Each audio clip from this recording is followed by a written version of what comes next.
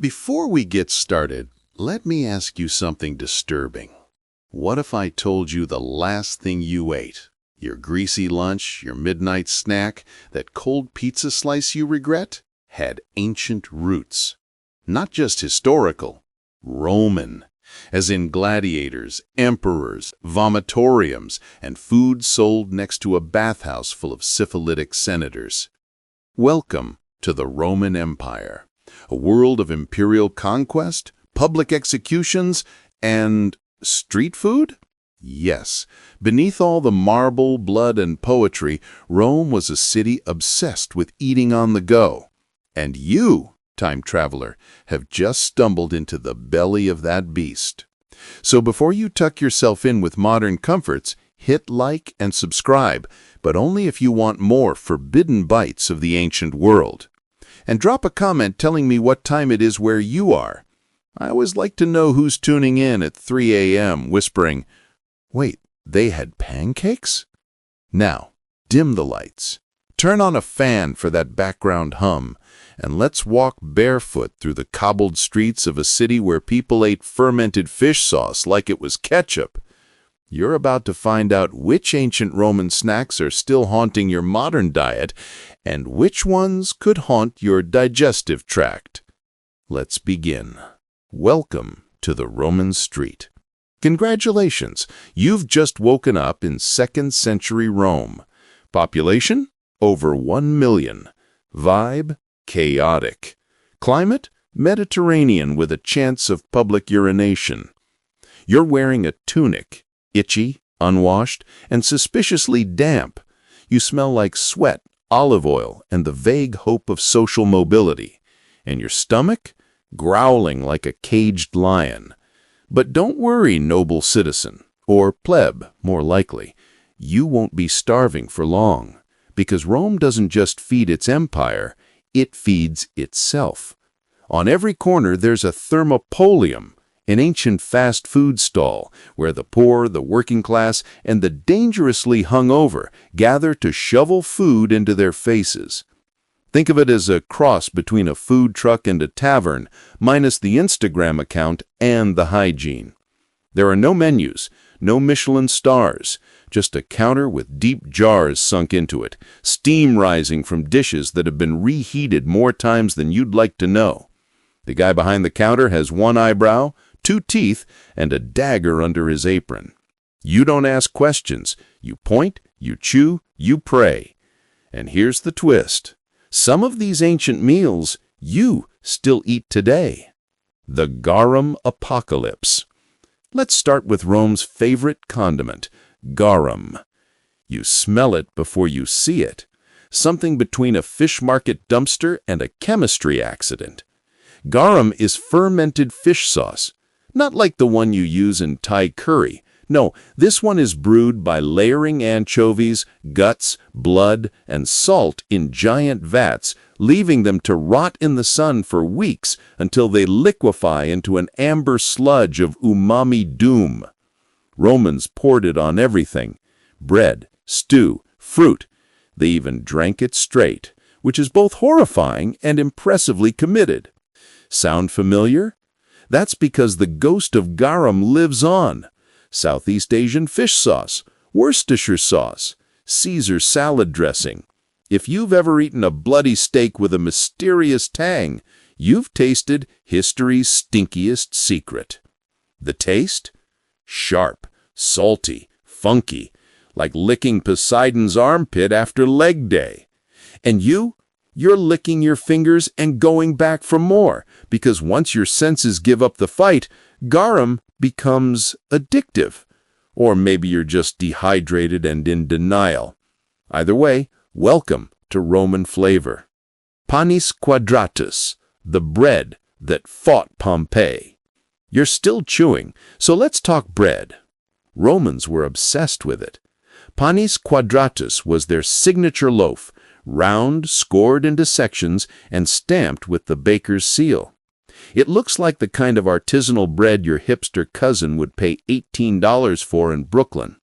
Charred versions were even found in Pompeii's ruins, flash-baked by volcanic ash, like little gluten time capsules. The ingredients? Flour, water, salt, yeast. That's it. No sugar, no preservatives, just carbs and hope. It was baked in communal ovens, and it was dense enough to survive shipping, famine, or a small war. Modern versions have popped up in bakeries today. Same shape, same scoring, slightly less volcanic activity. Biting into it, you realize it's hard, like weapon-grade hard. This bread wasn't meant to be chewed gently. It was meant to remind you that life is struggle. The taste is honest, floury, smoky, and just slightly burnt, like the dreams of anyone trying to escape Rome's lower class. And it goes perfectly with moratum, the first pesto. A green smear on your bread. It looks innocent, smells like garlic, tastes like a thunderclap. This is moratum, a Roman cheese spread that's basically ancient pesto with attitude. Crushed garlic, herbs, olive oil, vinegar, and sharp sheep cheese mashed together in a mortar until it resembles something between a dip and an edible threat. Romans used it like a spread, a sauce, or a warning. If you ever wanted to clear your sinuses and your conscience, moratum was the way.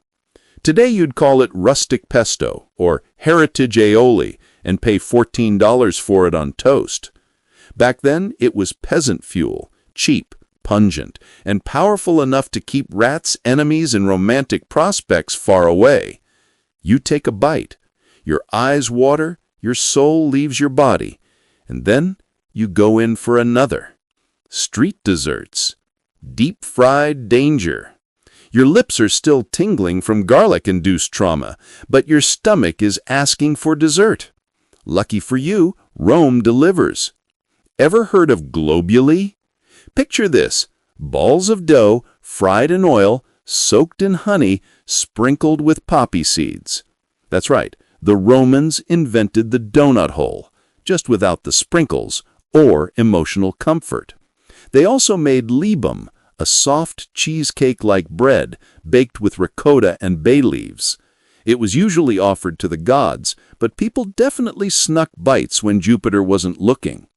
Street vendors hawked these desserts from carts or stalls, shouting over each other in Latin slang, their voices bouncing off marble columns. Honey dripped from everything. So did sweat. The hygiene? Questionable. The flavor? Divine. You chew slowly, hoping the honey drowns out the taste of oil that's probably been reused since Emperor Hadrian shaved his beard. Closing this chapter. A burp from antiquity. So there you are. Grease on your fingers, garlic in your nose, fish sauce in your lungs. You've eaten your way through Roman street food and you're still alive. Barely.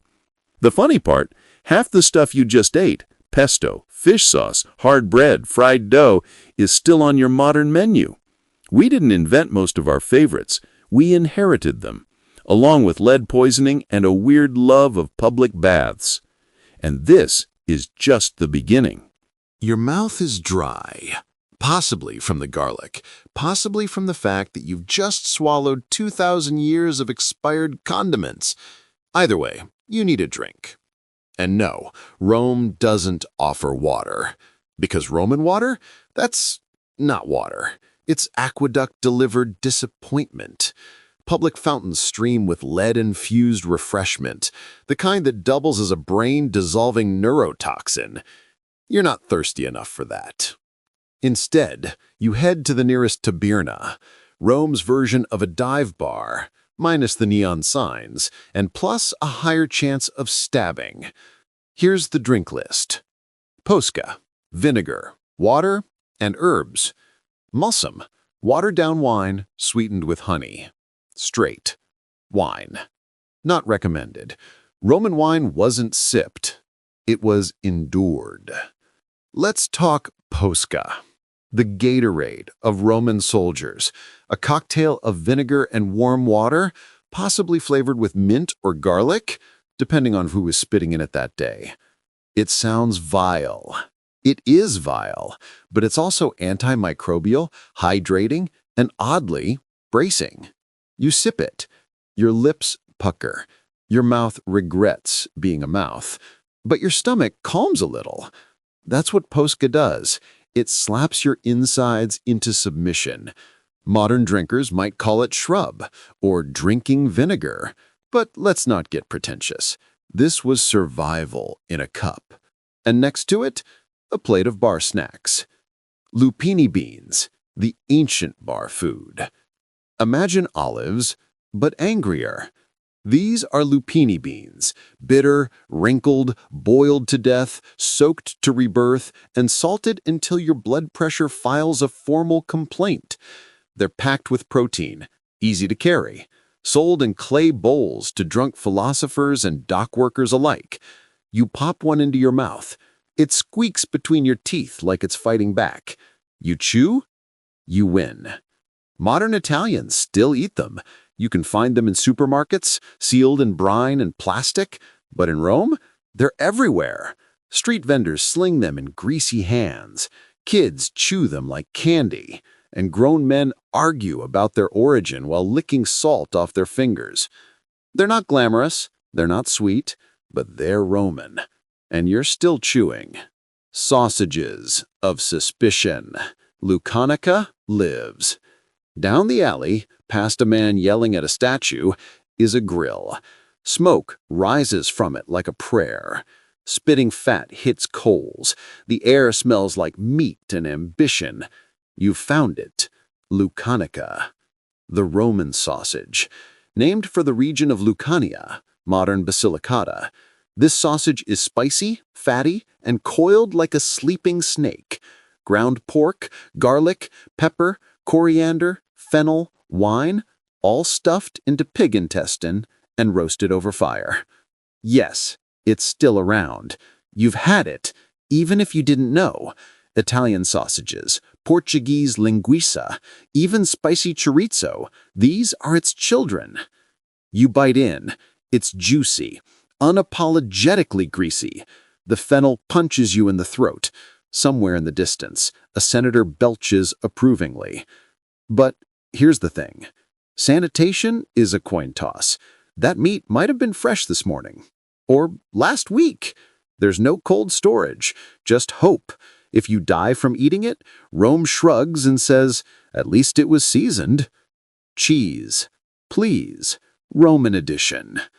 Your mouth still tastes like fire and fennel, so naturally, you chase it with cheese, because that's what the stall next door is hawking.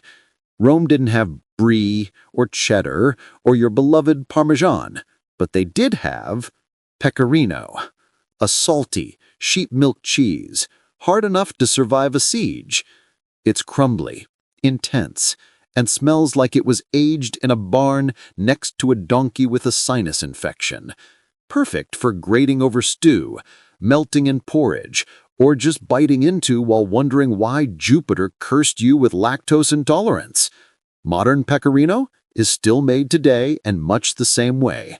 The only thing that's changed is the stainless steel and the safety regulations. You nibble. It crumbles. You don't care. You've committed to the bit. Cheese is cheese, and Rome didn't invent it, but they did weaponize it. The mystery meat of garbanzos and guts. You're feeling brave now. You've survived garum. You've outwitted Posca. You've eaten street cheese and lived to tell the tale. But then you see it, bubbling in a shallow pan, brown, lumpy, and absolutely unidentifiable. It smells earthy, meaty, vaguely spicy. You ask what it is. The vendor smiles. Too many teeth. It's Caesar arietinum and offe, chickpeas and meat bits, offcuts, organs, anything the rich didn't claim. Liver, heart, kidney, mystery. It's boiled, then fried, then ladled into a ceramic bowl that's been washed approximately never. Romans loved chickpeas. They thought they boosted virility. They were wrong, but also very persistent. You take a bite. It's soft, warm, and tastes like the past has opinions about your taste in food. But it's not bad. Chickpeas are chickpeas. The offal is tender, if morally questionable. And again, this still exists. You've seen it in Spanish tapas callos or North African mashui. Even your favorite food truck has a nose-to-tail menu. Rome started that, not because it was trendy, but because poor people don't waste anything. You stare into the bowl. You are now part of the legacy. Ancient pizza? Kind of. Let's talk about the one thing you think the Romans invented, but didn't. Pizza. Spoiler alert. No, there is no pizza in ancient Rome. But there was pinza. It's a flatbread, sometimes topped with cheese, garlic, onions, or herbs, baked on hot stones or in communal ovens. No tomato sauce, that didn't arrive until the Americas were discovered. No mozzarella. No pepperoni. Still, it looks familiar, smells amazing, tastes like garlic bread's older, wiser, more austere cousin. Crispy edges, chewy center, a drizzle of oil, a pinch of salt. Modern Roman pizzerias have resurrected pinza as a lighter alternative to pizza. The dough is often made from a mix of flours, rice, wheat, barley, just like the ancients used. Because pure wheat was expensive, blends were survival. You tear off a piece, it crunches, it comforts, and for a moment, you forget you're wearing sandals made of twine and depression. Intermission, digestive regret. Let's recap what you've just consumed. Fermented fish sludge, vinegar cocktail, bean salt bombs, intestine sausage, ancient cheese, boiled guts, garlic bread, but make it imperial. Your body is confused. Your stomach is staging a minor rebellion. Your soul is whispering, "What have we done?" And yet, you're not done. Next up, the dangerous delicacies. The things Romans ate that could kill you.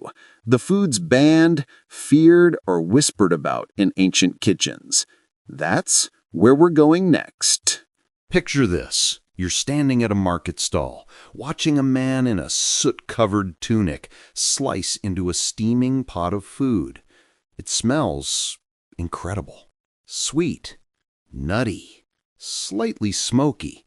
He calls it mushroom stew. You call it a gamble. Because here's the Roman truth. Mushrooms were food, but they were also murder. The Romans loved wild mushrooms, fried, stewed, grilled with oil and herbs, but here's the catch. They had zero idea which ones were toxic. No field guides, no spore prints, just guesswork, superstition, and a shrug from the gods. One particular species, Amanita phalloides, the deathtrap mushroom, was both common and lethal. You wouldn't taste the poison. You'd taste nutty deliciousness. Then, a day later, you'd die screaming in Latin. And yes, people used them intentionally. Emperor Claudius was allegedly murdered with poisoned mushrooms by his wife Agrippina. That's right. He died from Roman mushroom risotto. Street food? Sure. State assassination tool? Also yes. So when you smell that stew wafting from a vendor's pot, you pause. You ask, "What kind of mushroom is that?" He grins. "The tasty kind." You walk away. Very quickly. Lead you can taste. Sweetened death. You need dessert. Something sweet. Something innocent. You see candied fruit. Glazed dates. Maybe even a sticky pear tart. The vendor scoops it into a leaf-lined basket and drizzles something over the top. A syrup. Shiny. Rich. Sweet. It's called sapa. Concentrated grape must, boiled down into a syrupy glaze. Except there's a problem. Romans loved to boil it in lead pots. Why? Because lead makes things taste sweet. It creates lead acetate, a sugary compound sometimes called sugar of Saturn. And, here's the fun part, it's highly toxic. Romans sweetened wine with it, preserved fruit with it, glazed desserts with it. They had no idea it was slowly destroying their brains, kidneys, and entire civilization. Some historians even argue that Rome fell partly because the elite were all mildly lead-poisoned and making terrible decisions while chewing on death candy. You taste the candied pear. It's delicious. You put it down. You realize this snack has the same toxicity profile as a battery. The vendor smiles and offers you more. You tell him you're full. Spiritually. Dormice. The original fancy snack. Let's go weirder. In the corner of the market, there's a crowd. People cheering. A man lifts a lid from a large terracotta jar, and out pop eyes. Tiny ones. It's glirarium, a jar full of plump, semi-hibernating dormice. They've been force-fed grains, honey, and nuts until they're fat enough to shame a Roman senator. These aren't rats. They're cuter, like hamsters with ambition. And they were delicacies. Stuffed with pork, baked with herbs, dipped in honey, served as bar snacks or elite street food if you are near a patrician villa.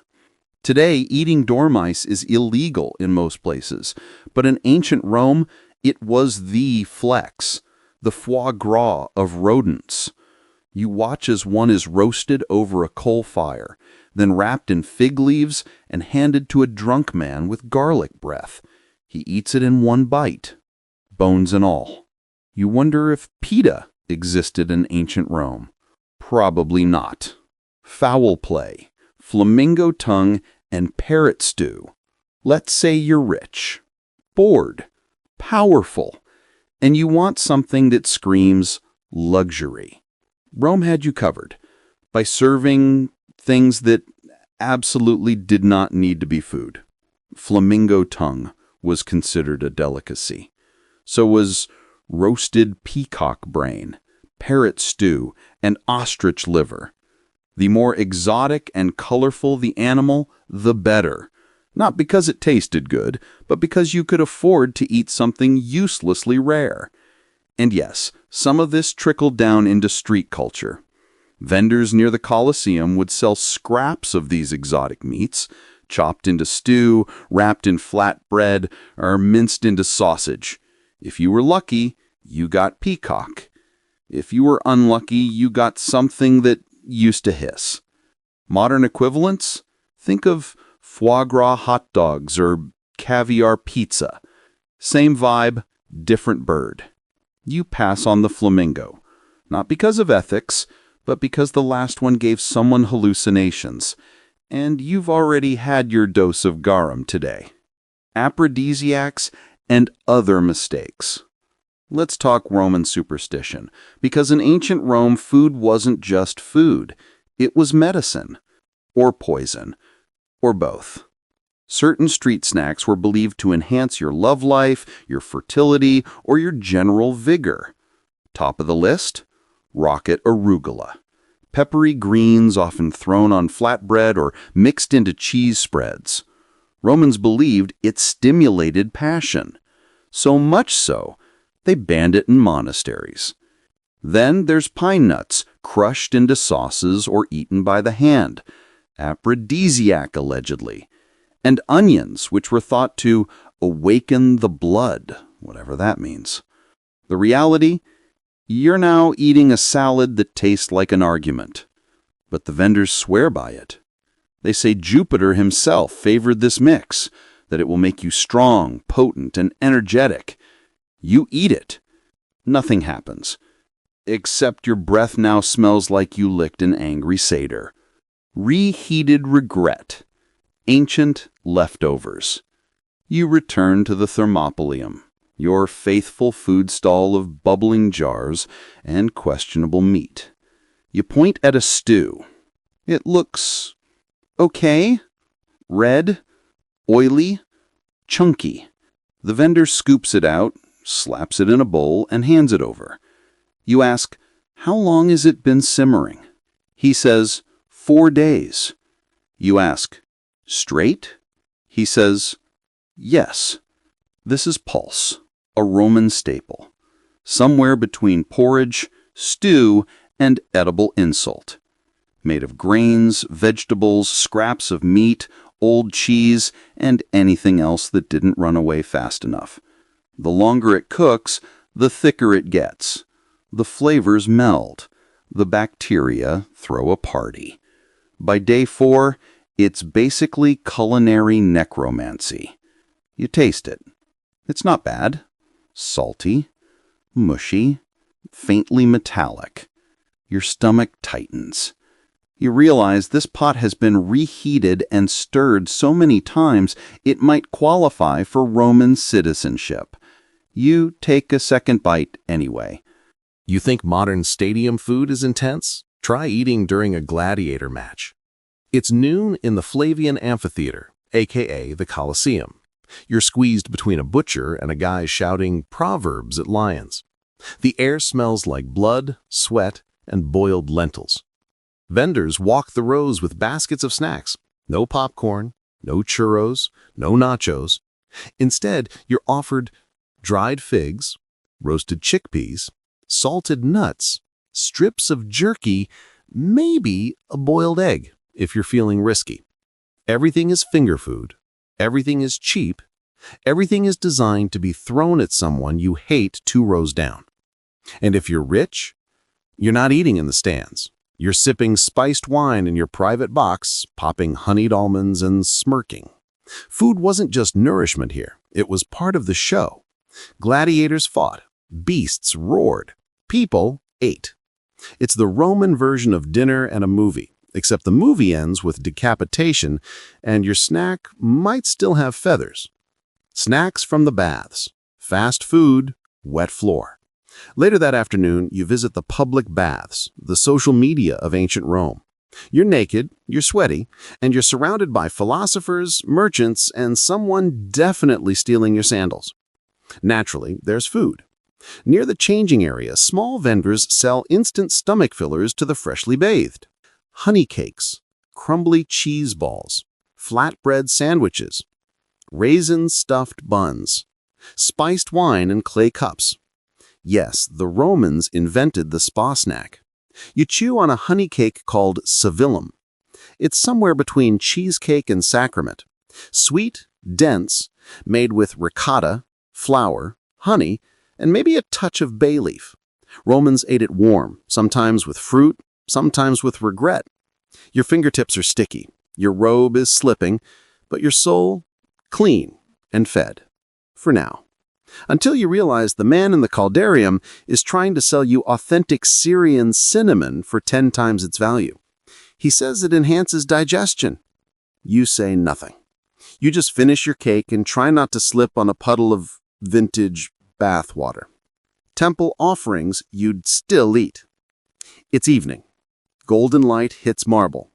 You hear prayers, and you smell roasted barley? That's because you're standing outside a temple.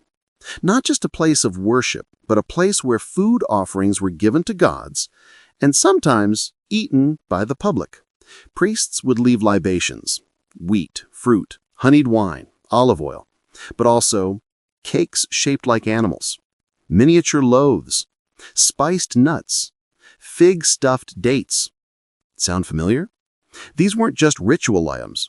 They were recipes that made their way from temples to households to street stalls.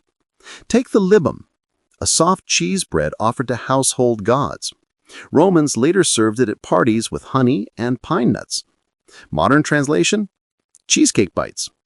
You sneak a piece left by a priest. You're not supposed to, but it's still warm. You chew slowly. It's dense, sweet, slightly smoky from the clay oven. You feel guilty, then hungry again. The gods forgive you. Probably. The Roman dinner party, aka public display of gluttony. But here's where things escalate. You're invited to a convivium, a Roman dinner party. Not a meal, a performance. A social ranking system held over several courses, hours of reclining, and enough wine to drown a senator. Everything is meant to impress. Peacocks stuffed with songbirds. Goose liver with fig glaze. Sea urchins served in gold bowls. Jellied eels. Dishes that bleed poetry and tax fraud. But what trickled down from these elite excesses into the streets? The leftovers. The inspirations. The imitations. You get the working class version. Fried anchovy balls with breadcrumbs. Leftover meat baked into fig pastries. Cabbage stew with vinegar and garlic. Sweets made from flour, dates, and sesame. And the most dangerous crossover? The Roman obsession with exotic sauces. Some were just garum with attitude. Others were made with herbs now banned for their slight tendency to cause hallucinations or heart failure. Like silphium, a now extinct plant used for both flavor and birth control. You taste a sauce the vendor calls love potion. It tastes like regret and oregano. Portable food, eternal style. Let's talk logistics. Rome wasn't built in a day, but its food scene, surprisingly mobile. Vendors roamed the streets with portable stoves, slinging fried fish, lentil patties, boiled snails, and flatbreads with herbs. Think of them as ancient food trucks, minus the wheels, permits, and hygiene. There were skillet guys selling pancakes and fritters, soup boys with cauldrons strapped to poles, bread carriers with baskets of pre-sliced loaves, cheese and nut merchants yelling louder than necessary. Some carried hot stones to warm cheese and bread. Others had clay boxes lined with charcoal to keep food bubbling. Romans were eating on the go long before modern cities figured it out. And somehow, despite the lack of refrigeration, half the city didn't die every day. You're walking through a cloud of frying oil and boiled herbs. Someone hands you a lentil fritter. You bite, crispy on the outside, soft in the center, spiced with cumin and coriander. Today you'd call it a vegan patty. Back then it was just cheap, filling, and politically neutral. Edible identity. What food said about you. In Rome, what you ate told people who you were. Rich, you had sauces with imported pepper and food wrapped in gold leaf.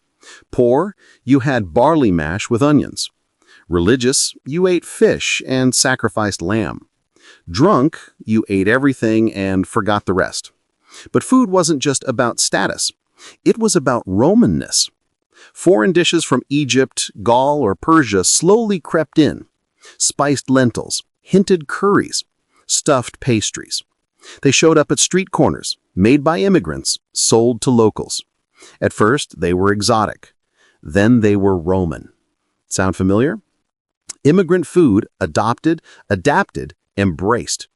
Street food was the first fusion cuisine. And as you eat a date-filled pastry spiced with cinnamon and clove, you realize you're not just chewing history, you're chewing cultural assimilation. Delicious, crunchy, and identity-drenched assimilation. By now, you've eaten as a slave, a soldier, a merchant, and a noble. You've consumed bathhouse cakes, arena jerky, temple bread, sausages of mixed origins, and snacks designed by gods, sold by guys with questionable teeth. And you're still standing. Your stomach is brave. Your tongue is confused, and your soul, enlightened. Because Roman food isn't just ancient, it's alive. And in the final chapters, we'll explore what happened when the empire started to fall, but the food didn't. How recipes endured. How modern kitchens still echo with Roman spice racks. And how what you ate tonight might owe its existence to some barefoot vendor in Pompeii yelling, "Hot lentils! No worms today!" It's the 5th century. Rome is burning, metaphorically and occasionally literally. Barbarians are at the gates. Senators are weeping into amphoria vinegar wine. Aqueducts are cracking. Cities are crumbling. But the food? The food lives on. Because while emperors died and borders collapsed, one thing the Romans were obscenely good at was writing things down. Meet Apicius. or rather his cookbook, De Re Culinaria, on the subject of cooking. A Roman recipe book that's basically a Michelin guide written in Latin, compiled by rich men who thought a flamingo's tongue wrapped in gold leaf was a totally reasonable Tuesday lunch. Apicius gave us the world's first recorded meatballs, sauces made with wine reductions and herbs, cooking techniques like poaching, braising, and emulsifying, desserts made with cheese, honey, and ground almonds. Many of these survived, translated, adapted, repackaged by monks, migrants, and medieval housewives, and eventually they found their way to you. That garlic sauce you like? That flatbread recipe? That weird snack you picked up at a Turkish market? All of it might have passed through Roman mouths. You're not just eating fusion, you're eating time travel. Rome didn't fall, it was eaten. Let's talk legacy. When Rome collapsed, it didn't vanish. It just melted into the cultures it once conquered. And the first thing to melt? Cuisine. Roman olive oil techniques lived on in Spain, Tunisia, and Greece. Garum mutated into anchovy paste, fish sauce, and even modern ketchup. Flatbreads went east and became naan, pita, and lavash. Date-filled pastries crossed into Persian and Arab cuisine. Chickpea stews became falafel, sakka, and hummus. Rome was the original food influencer. Its food fingerprints smeared across continents like olive oil on a marble countertop. And the poor, those street food warriors, they were the transmitters. The ones who fled with nothing but recipes in their heads and flavor in their hands. So when you bite into a meatball sub today, or dip bread into a spiced oil, or chew on a sesame date bar, you're reenacting a Roman survival strategy. History isn't in books, it's in your snack drawer. Cultural zombies, foods that refuse to die. Some Roman recipes are basically undead. You think they're new, but they're walking fossils. Let's name names. Pulse, Roman grain porridge, modern polenta, grits, risotto base. Mortem, garlic cheese spread. Pesto, toum, herbed goat cheese. Lucanica, spiced sausage. Linguiça, chorizo, Italian links. Panis quadpatas, sectioned bread. Artisanal boule loaves. Globuli, fried honey balls. Zipole, lucumades, donut holes. Caesar ofe, chickpea and offal stew. Callos, tagines, soul food stews. It's not nostalgia, it's adaptation. Food survives not because it's fancy, but because it works. It's tasty, portable, cheap, fulfilling. Romans didn't invent street food, they canonized it, and we're still living in their cookbook. The psychology of Roman eating. Why it still feeds us. You ever wonder why Roman street food is still with us? Here's a theory. Because it's human. At its core, Roman cuisine wasn't about opulence. It was about solving problems. What do we do with old bread? Soak it, fry it, call it dessert. What do we do with leftover barley? Cook it again, add cheese, call it soup. What do we do with fish guts? Ferment them until they smell like victory. What do we do with hunger? Feed it fast, hot, and cheap. Roman street food was problem-solving with herbs and heat. It was early UX design for your mouth. And you still crave those same fixes. Salt, crunch, heat, sweet, something portable, something shareable, something that reminds you that you are alive and it is lunchtime. Rome understood you before you existed. Instagram would have loved Rome. Let's talk optics. You think food blogging is modern? Romans were already doing it in frescoes, in mosaics, on tombs. There are entire walls from Pompeii that show tables with figs and fish and loaves of bread, platters of sausages arranged like edible Fibonacci spirals, kegs surrounded by blooming pomegranates and laurel wreaths. Street vendors, mid-scoop, caught forever in a painted act of service food. These weren't just decorations. They were status, proof, flexes. Look what I ate. Look who I am. Today it's an iPhone shot of ramen. In Pompeii, it was a wall of preserved plums and a caption that read, "Offered to the gods, but saved one for myself." Food has always been photography, just slower. You're already Roman. You just don't know it. Let's get uncomfortable. That garlicky tzatziki dip you love? The spiced meatball wrap from the food truck? That flatbread pizza you had last week with lamb, mint, and yogurt? Roman. Not exactly, but spiritually. They weren't picky about borders. They weren't purists. They stole from everyone, cooked it in olive oil, and claimed it as innovation. Sound familiar? You live in the echo of that empire. Even when you think you're eating something new, you're probably just eating something Rome colonized, chewed, digested, and burped into history. Congratulations. You're more Roman than you think. The taste that lingers. More than a meal. So what's the point of all this? Is it just historical trivia, a parade of fermented fish sauces and baked goat cheese dreams? No. It's this. You are the sum of your ingredients. Your culture is a menu written in centuries. Every bite you take is haunted. Not in a scary way, in a beautiful way. Because when you eat street food today, when you grab something quick, wrapped in bread, cooked by someone's grandmother or on someone's rooftop grill, you're participating in a ritual that outlived kings, cities, and nations. Rome is dead, but its food still walks among us. And you just had lunch with an empire. So you want to eat like a Roman? First things first, don't eat the lead glaze. Now that we've cleared that up, let's talk about what you can do. Because Roman street food isn't just a museum exhibit. It's cookable, craveable, and surprisingly doable at home. You don't need a garum vat or a goat.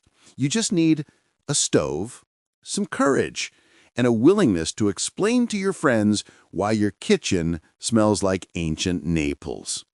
Let's build your Roman menu. The DIY Roman Street Food Starter Pack. Here's how to recreate Rome without summoning food poisoning. 1. Mortarum garlic cheese spread. Crushed garlic, pecorino cheese, olive oil, a splash of vinegar, maybe some herbs. Mash until it's a paste. Serve on warm flatbread. Warning, you may lose friends or gain Roman ones. 2. Poltes, poor man's porridge. Barley or farro, cooked until soft. Add cheese, herbs, and a little oil. It's humble, it's hot. It's history in a bowl. 3. Lucanica sausage. Ground pork, garlic, fennel seeds, pepper, white wine. Shape into links, pan fry or grill. Optional, eat standing up near open fire for full authenticity. 4. Pinsa-style flatbread. Mix wheat and rice flour. Add water, salt, oil, let rise.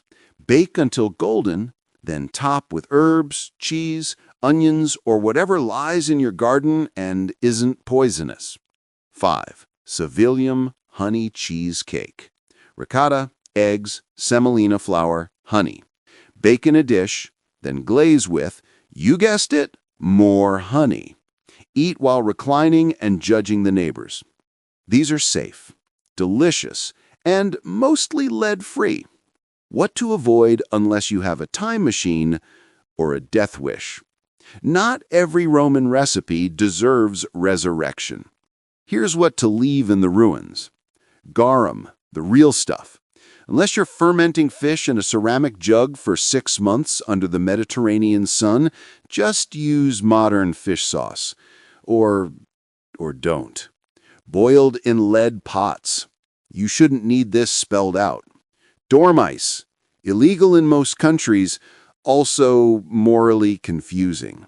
Flamingo tongue, protected species, also too much beak.